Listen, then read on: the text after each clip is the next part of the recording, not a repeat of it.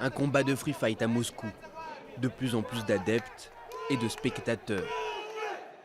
Ce genre de tournoi reste interdit dans bon nombre de pays, dont la France pour sa brutalité. Mais ici, cette discipline est on ne peut plus reconnue.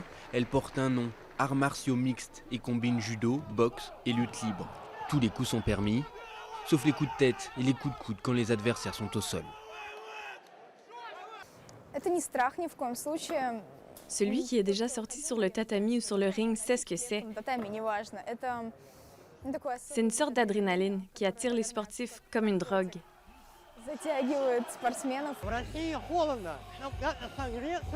Comme il fait froid en Russie, nous nous battons pour nous réchauffer. C'est dans la tradition russe, dans le passé. C'est pour ça que c'est tellement populaire ici.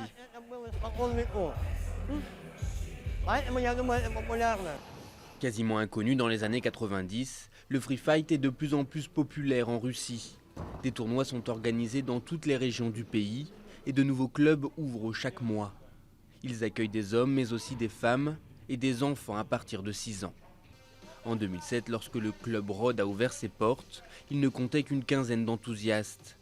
Aujourd'hui, quelques 350 personnes s'y entraînent régulièrement.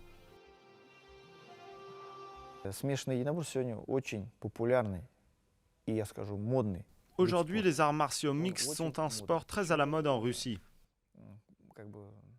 Leur popularité s'approche déjà de celle de la boxe et d'autres disciplines sportives qui comptent une longue histoire.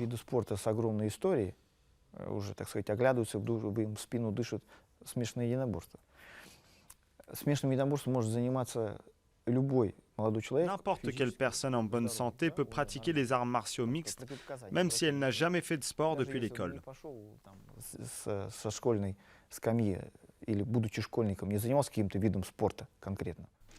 C'est l'arrivée au pouvoir en 2000 de Vladimir Poutine, ancien officier du KGB et amateur de judo, qui a ravivé l'intérêt pour les arts martiaux en Russie.